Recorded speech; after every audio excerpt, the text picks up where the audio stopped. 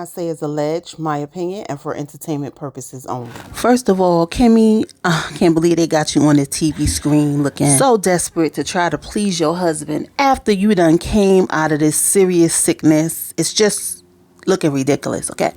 And what you mean he ain't signed up for this? Yes, the hell he did when he asked you to marry him and put that ring on it and y'all said y'all vows. Yes, he did. Through sickness and in health. Tisha and Marcel, I'm gonna need y'all to stop with these fake ass scenes, okay? Please stop. It's just not hitting, okay? Martell, I really need you to stop your shenanigans. Don't get up on this TV screen and act like you innocent and ain't doing things behind the scenes to try to destroy your wife with the help of your stupid ass baby mama. Hey everybody, welcome to the season finale of Love and Marriage Huntsville, season 6, episode 31, Family, Fidelity, and Fish Fries. Can I be honest? This season finale didn't give what it was supposed to give.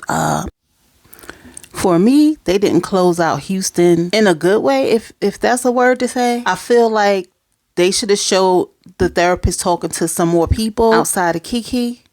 It was just... Anyway, let's get into this review. We got Stormy and Courtney riding their little adult toys. Stormy wants to talk to Courtney about getting her mother and her mother's sister back together. Good luck. Boring scene. Moving on. Then we got Mel meeting up with the Fletchers. They are having a back to school drive. Melody's there to help. She lets the Fletchers know that Martell wants to meet up with her. And she don't know she's going to do it. But as we know, she met with him. And also she gave them, props on throwing a trip that was peaceful.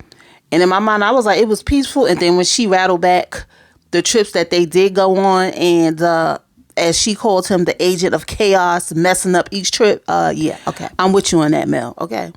So Stormy is heading to Mississippi with her cousin. I forgot his name at the moment. And Courtney did not want to make this trip. They ain't really say why, but she said that he hates the chaos that's going on in her family. Stormy gets to her hometown. I think it's Mississippi. Don't correct me if I'm wrong. They having a fish fry. End up pouring down rain. That should have been a sign right there. Okay. So they show this flashback scene of Stormy and her mother talking, and her mother getting emotional because ain't nobody helping her take care of her parents. Well, actually, the father passed away. Her mother at the moment. She's saying what every other brother and sister is doing, minus Lisa. She feels like Lisa's not doing enough. And I'm going to just take a side note, right? If you taking it on, take it on. If the people want to help, let them help.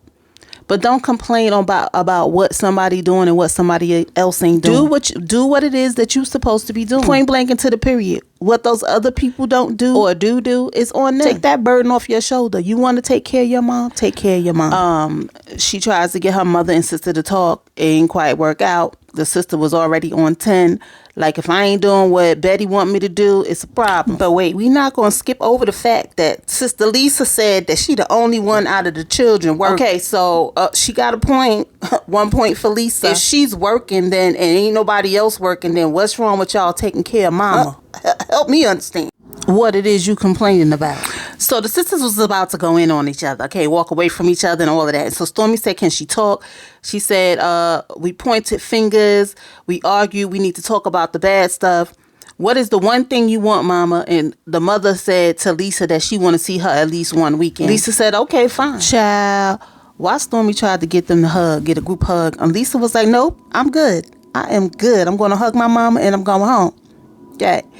You know what I feel? I feel like Lisa feels like the outcast of the family. This is just my opinion. I feel like, she's the topic of conversation because she ain't around. But she is the only sister working. I'm just saying. She ain't got time. And that was the end of Stormy's episode. Let's move on. Also, we not going to let this go past our heads either. That Stormy got an Uncle Tyrone. And he got, 3 sons? Names Tyrone's. Tyrone 1, 2, and 3. All right. So we got Mel and her show him better not could tell him dress. She's meeting up with Martell Yells. Mel says she agreed to meet with Martell. She don't know what it's going to be about, but she hope it's not another gaslighting session. Well, it is. So Martell Yells offered to buy Melody some tea because they met at his tea shop. He pays for her tea $4 and something cents. Okay. And they go to sit down at the table and there's flowers on the table. And Mel wants to know who these flowers are for. He gonna say they for you. She said, that's inappropriate because I'm dating. And did you see the man face fall to the ground? And I know everything in him, okay, is keeping him calm because he want to burst from the seams from her saying she dating. Then he gonna get in his confessional talking about she focused on the negative. What's negative about your divorced wife saying that she's dating and making it very clear that she don't want your damn flowers? What's negative about that? Mel said to give the flowers to the kids. So Martell Yells put on his soft voice. I know in Houston we had a little back and forth, and I didn't want it to ruin our co-parenting situation and how it's going now. He goes on and starts talking about all this good stuff that's happening with them co-parenting. And Melody gave him the squinty eyes. And he know he was lying. That's why he started laughing. So Martell Yells bring up that he talked to Chris, and Chris let him know that Melody said that she didn't feel protected in the marriage, and he said he didn't know that. You know how Melody be looking to the side like, nigga, please. So he goes on to say how, we getting along, we talking, we text, and Melody is shaking her head like, this fool is really putting on a performance. I'm going to have to stop you right here. Melody makes it clear that we do not talk, and when we do text, it's pertaining to the children, and some of the stuff that you do text me is unnecessary. That's why I don't respond. Martell Yells, we see right through what it is you trying to do. Okay, it ain't working. Okay. So this is why you got up on that TV screen in your confessional and said Mel tries to act like we don't get along in front of the camera. Child, I'm gonna need you to stop lying for your bags under your eyes to get worse. Okay, we see right through what it is you're trying to do. You're a horrible person. As I said in my many reviews, you better stop what you're doing because you're going to miss all your blessings trying to destroy this woman. So Mel brings up the fact that he brought up the fact about her going to the hotels and that she was cheating. This fool stood in this scene and said, I didn't say that. I didn't say that. Yes, you did. Use a lie and the truth ain't in you. So Mel lets him know that he's an agent of chaos, and it confirms to her that he has not grown up, not one damn bit. So Martell goes on to say how he just looking to get some peace, and Mel said, we ain't having no peace. And then his whole face and mind just started glitching. Okay, he ain't know. All right, ooh, he was in his head. Let me stay calm. I gotta keep up this calm, Martell. Okay, I can't act the fool here because I'm trying to be calm. So he comes out of that glitch and says, I don't do nothing to you. I tried to wave the white flag. And Mel was like, well, that's the problem. Your white flags are actually red flags, meaning you're ready to go to war. Meanwhile, you be doing stuff behind the scenes. Martell, I know you ain't just get up on this doggone TV screen acting like you remorseful for cheating on your wife and destroying your family when in Houston, in many scenes over this 6 seasons, and you was 10 toes down on how your wife wasn't giving you sex and the sex was bad and the attitude, and boy, we not buying that you just realized that what you did would have destroyed your family. We ain't buying it, Martell.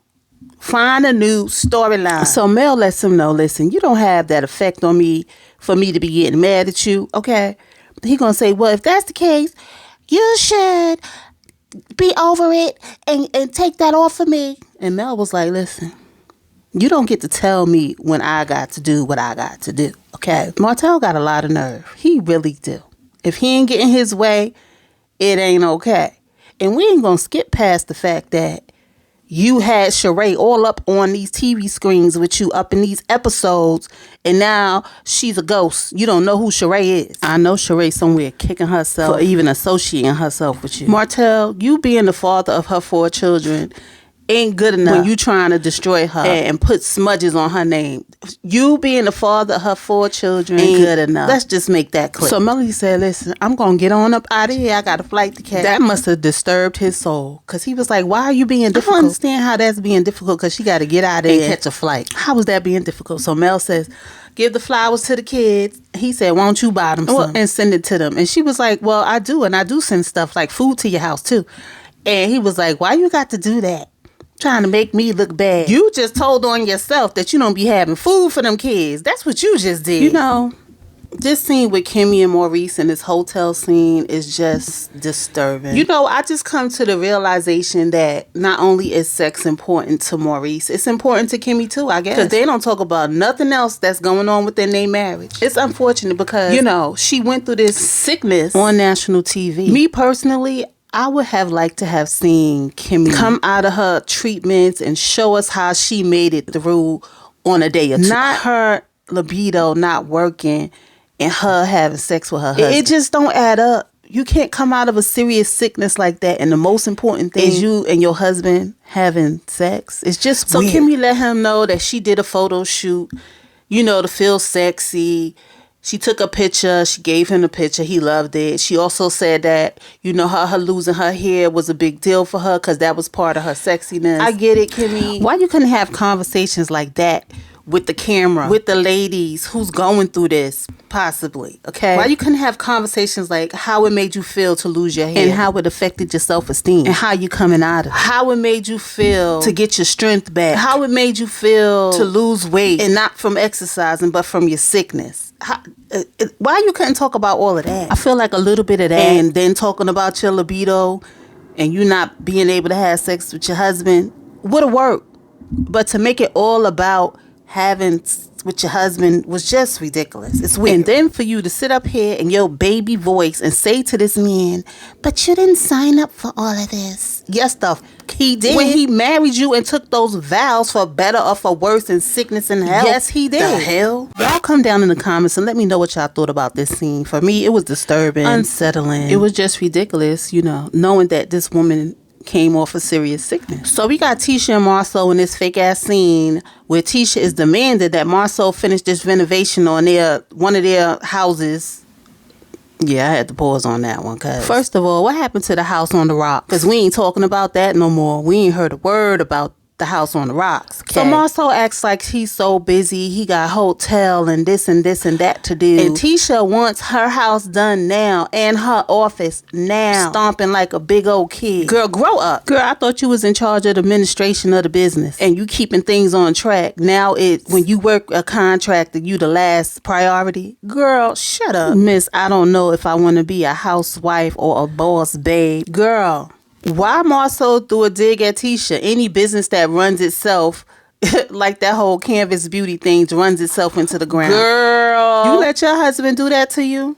Basically saying, you letting everybody run your business but you. Ooh. You know what I noticed? Marceau don't like when Tisha come back at him. Like when she said, no, I don't want no effing home office. He ain't like that. He don't like when Tisha talk to him like that. But he could say whatever the hell he wants to her. How we go from talking about fixing and finishing renovations to Tisha being hurt about the whole pregnancy testing and her feelings being hurt? I can't. This is such a fake ass scene right here. Marceau says, have you ever stepped out on me? And Tisha was like, I can't answer that for you. This is such the fakest scene ever. She said, you don't trust me? So where do we go from here? Marceau said, well, you set the rules. And she said, well, let's play the game. And she walks off into one of the empty rooms in the renovated house. This is such some bullshit. Nuh-uh. Not Tisha walking in a goddamn boxing robe. I'm going to need you to stop, girl. The Muppets ain't worked last time. And this robe sure enough ain't going to work this time. Who is advising you? Anyway, guys, that's all I got for this episode, the finale episode. It didn't give what it was supposed to give. To me, the only scene that made sense was Mel telling Martell about his gaslighting ass, okay? Again, that's all I got. Like, comment, and subscribe. Hit that notification bell so you know when my next video comes out. And I'll see you guys in the next video. Peace.